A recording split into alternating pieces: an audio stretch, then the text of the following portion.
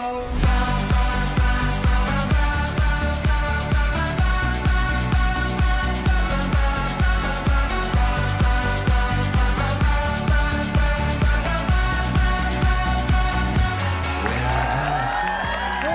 Pak. Lari di tempat. Nggak tahu pagi ini saya semangat banget nih. Semangat ya? Iya, tadi aja saya pagi mandi sampai 3 kali. Kok semangat sampai mandi sampai 3 kali? Iya, jadi bagian atas, bagian tengah, bagian bawah. Itu sih mandinya irit ya, Pak? Hari ini saya semangat banget Esti, karena apa? Karena setiap pagi saya harus menemani sahabat pagi. Tentu kita berdua dong harus menyemangati sahabat pagi juga di rumah ya. Setiap pagi. Oke deh, kita tes dulu buat sahabat pagi. Pagi-pagi semangat!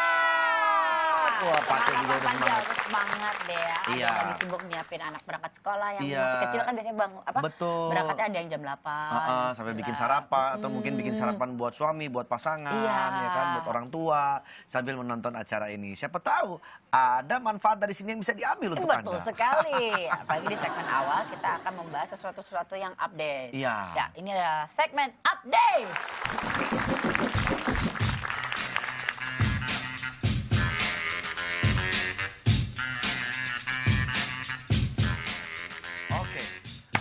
Kita akan lihat, ini ada sebuah tayangan tentang bukti sejarah hari kelahiran Pancasila di Jakarta. Hari Kesaktian Pancasila kan diperingati setiap tanggal 1 Oktober. Tepat hari ini. Coba kita lihat tayangannya untuk bukti sejarah hari kelahiran Pancasila di Jakarta. Monumen yang terletak di kawasan Pondok Gede, Jakarta Timur ini tetap terawat meski telah berusia 46 tahun. Di dalam monumen ini, pengunjung bisa menyaksikan beberapa bangunan bersejarah. Yang paling sering dikunjungi adalah lubang buaya atau sumur maut. Di sumur sedalam 12 meter dan diameter 75 cm inilah ketujuh pahlawan revolusi dikuburkan untuk menutupi jejak. Di sebelah lubang buaya terdapat rumah penyiksaan. Konon, disinilah tempat 4 dari 7 pahlawan revolusi disiksa sebelum dimasukkan ke dalam lubang buaya. Mereka adalah Mayor Jenderal S. Parman, Mayor Jenderal Suprapto, Brigadir Jenderal Sutoyo, dan Letnan 1 Pierre Tendean. Di samping rumah penyiksaan terdapat sebuah rumah kecil lengkap dengan meja dan kursi serta perabotan lain di dalamnya. Ini adalah pos komando, rumah jaga bagi pasukan G30 SPKI yang bertugas menculik pahlawan revolusi. Monumen ini buka setiap hari kecuali hari Senin. Sementara museum akan ramai dibanjiri pengunjung pada hari libur. Ramainya tiap hari juga rame, dan hari Senin ya itu terutama dari daerah itu untuk SMP pas sekolah dasar itu diwajibkan untuk melihat monumen Pancasila Sakti. Tiket masuk monumen cukup murah, hanya Rp2.500 saja per orangnya. Kondisi monumen ini cukup terawat dan bersih. Perawatan dilakukan setiap harinya, termasuk perawatan khusus setiap hari Senin saat monumen tutup. Pengamanan untuk monumen ini juga cukup ketat. Setiap tanggal 1 Oktober, upacara peringatan Hari Kesaktian Pancasila selalu dilangsungkan di monumen ini. Saat ini, Monumen Pancasila Sakti berada di bawah naungan Pusat Sejarah TNI. Mereka ngobrol-ngobrol sama Hekel tuh Iya. soal lubang buaya. Lubang buaya, Monumen Kesaktian Pancasila. Saya belum pernah ke sana lagi tuh. Yuk kita ke sana yuk. Kapan-kapan dong kita ngeliput ke sana ya, ngelihat bagaimana di dalam sana ya. Iya, aku udah lupa banget soalnya terakhir ke situ cuman selewat. Iya. Emang kebetulan rumah saya waktu itu lewat itu. Iya. Jadi patung-patung di Monumen Pancasila Sakti ini ya, ada ketujuh pahlawan revolusi yang gugur dalam mempertahankan ideologi Pancasila dari Partai Komunis. Diabadikan dalam bentuk patung. Dan patung ini berdiri di dalam alas yang berbentuk lengkung dengan relief yang menggambarkan peristiwanya. Patung pahlawan revolusi ini terbuat dari perunggu setinggi kurang lebih 2,5 meter. Reliefnya dibuat setinggi 1,5 meter sepanjang 20 meter dengan bahan batu core. Nah, tahun 1972, nama monumen diresmikan menjadi Monumen Pahlawan Revolusi dan Kesaktian Pancasila.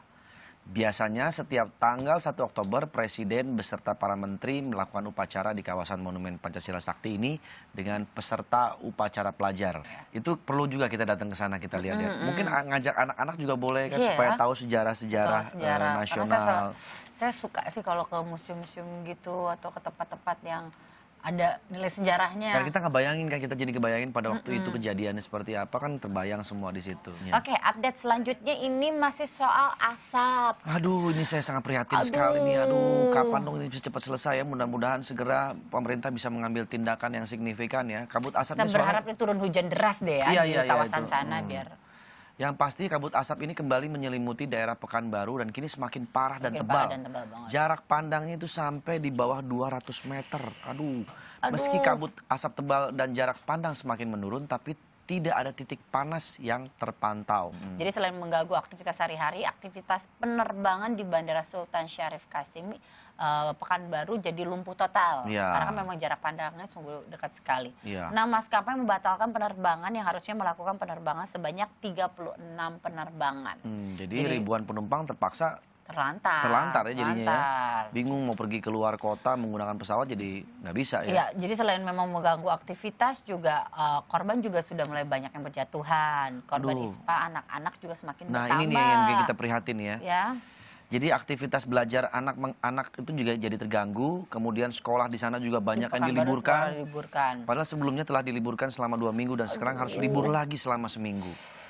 Ya ampun. Kita lihat aja tayangannya seperti apa sih kabut asap yang kembali pekat dan mengganggu aktivitas sekolah di Pekanbaru. Coba kita lihat sama-sama. 2 pekan terakhir, Kota Lubuk Linggau, Sumatera Selatan dirundung kabut asap pekat. Kabut asap kiriman dari Musirawas, Palembang, dan Ogan Komering Ilir semakin pekat tiap pagi dan sore hari.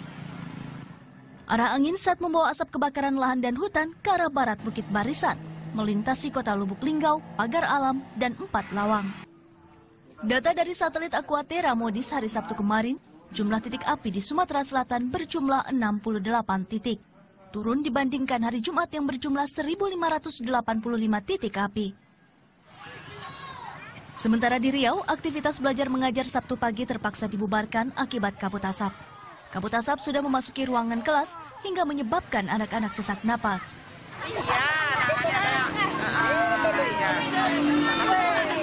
Ini diliburkan sampai kapan di sana ini? Kami nunggu apa dari dinas. Kalau kata dinas nanti ada pengumuman ibu libur. Tapi kalau enggak kami masuk. Ntar aja siap apa ke atas kan Sabtu ada pengumuman disuruh pulang. Suruh pulang? Ya. Itu kenapa suruh pulang? Karena kabut asap. Kualitas udara di sekitar Riau berada di level tidak sehat dan jarak pandang mencapai 1.000 hingga 1.500 meter. Dari citra satelit Aquatera Modis, tidak ada titik api terpantau di Riau. Namun 71 titik api tersebar di wilayah Sumatera. Ardian Syah Nugraha, Oki Sulistyo, melaporkan untuk NET. Nah, kalau melihat kayak begini kan, ayo segera jangan sampai nanti terjadi banyak korban di sana ya. Iya, karena memang tingkatnya sudah kan ada indikasi tingkat level-levelnya itu sudah level yang bahaya. Masuk dalam level bahaya. Ya, bantuan-bantuan yang diperlukan seperti secara medis ataupun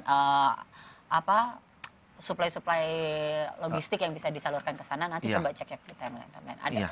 Selain itu juga kita akan lihat lagi update tentang kejadian di Mina ya. Seperti apa di sana sekarang keadaannya, kita lihat. Memastikan jumlah warga negara Indonesia yang tewas dalam musibah Mina menjadi 41 orang. Di antara 41 korban tersebut terdapat 3 warga negara Indonesia yang bekerja sebagai kontraktor pada Bin Laden Group. Mereka mendapat cuti dan menunaikan ibadah haji hingga tewas dalam musibah Mina. 3 orang yang bekerja di Bin Laden sudah teridentifikasi meninggal dunia dan melaksanakan haji melalui travel di Saudi. Kemudian 1 orang lagi yang bekerja di sektor rumah tangga. Kemudian 1 cedera dan 5 sampai saat ini belum kembali ke tempat tinggal mereka di Jeddah. Kementerian Luar Negeri akan turun tangan mengidentifikasi 3 warga negara Indonesia tersebut, serta membantu pengurusan jenazah. Dengan sendirinya konsulat jenderal kita di Jeddah akan menangani ini. Termasuk jika nanti ada kemungkinan pembayaran diat dan sebagainya dari peristiwa ini, maka konsulat jenderal kita di Jeddah akan memberikan bantuan yang diperlukan. Nah, ini kita juga turut berduka cita ya. Untuk musibah tragedi Mina, ada tiga TKI yang menjadi korban di sana. Ya kita doakan mudah-mudahan yang ditinggalkan mendapat ketabahan. Dan yang pasti amal ibadahnya diterima di sisi Allah Subhanahu wa taala ya. ini kita lagi masuk ke bulan hujan harusnya ya, musim penghujan. Sudah mulai kan? masuk musim hujan. Tapi ini tidak kunjung hujan tapi masalahnya ya. Siapa tahu Panjang juga, banget. ini kita mengambil hikmahnya aja ya. Siapa tahu sengaja ini hujan dibikin agak lama nih, supaya sebetulnya kita waspada, bersiap-siap. Jangan begitu nanti hujan, kasih deras banget, banjir. Nah ini saat juga untuk mempersiapkan segala sesuatunya apabila nanti terjadi hujan. Nah, katanya kan hujan itu kenapa bisa banjir karena pembangunan yang merajalela di mana-mana. Resapan air berkurang. Ini ada sebuah terobosan terbaru, yaitu sebuah perusahaan berhasil membuat sebuah terobosan yang sangat luar biasa. Mereka mampu membuat aspal anti banjir. Wow, di mana itu? Mereka menguji coba penemuan tersebut dengan mengalirkan 880 galon air dan hasilnya seluruh air tersebut meresap ke dalam. Ini saya penasaran ini ada di mana. Penisirin dan penasaran? Penisirin dan penasaran. Perpaduan antara penasaran dan penisirin. Oh, ini saya tahu di mana. Di mana? Ini adanya di Salvador. Bukan. Kalau nggak salah ya. Tapi kita lihat dulu deh, kalau memang bukan berarti salah. Ini dia. Oh, dia nyerapnya cepet banget. Kok bisa begitu ya? Dia nyerap air. Oh, jadi aspal nyerap air ya. Tapi nyerapnya cepet banget kayak spon. Nah, ini sebuah perusahaan berhasil membuat terobosan baru dengan cara membuat aspal anti air ya. Tuh. Jadi airnya langsung masuk ke situ. Saya rasa kayak spon ya dia aspalnya. Aspalnya kayak spon. Nyerapnya cepet banget. Berarti kan buat kadar air di dalam tanah juga semakin banyak buat persiapan untuk musim kemarau. You know apa ya bahasa Inggrisnya tuh tidak ngeyembeng.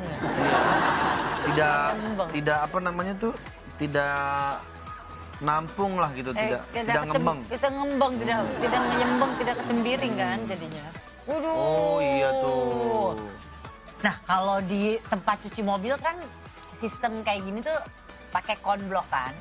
Konblok itu meresap air, jadi dia bisa perputaran airnya kayak tempat cuci mobil pasti konblok kan. Iya. Tempatnya itu emang lebih meresap air. Jadi tapi kalau kayak jalan tol itu nggak mungkin pakai konblok kan. Iya, karena kan bisa cepat hancur juga. Iya. Nggak tahan lama. Aspal ini cobalah dicari, ayo dicari. Ntar kita congkel lah semua aspal yang ada di Indonesia, kita ganti. Kita ganti menjadi aspal seperti ini. Aspal Siapa tahu mudah-mudahan ke depannya teknologi makin canggih bisa dibuat seperti ini ya. Ya udah, habis ini kita akan bahas lagi yang lebih seru. Jangan kemana-mana, tetap di Pagi-Pagi Semangat!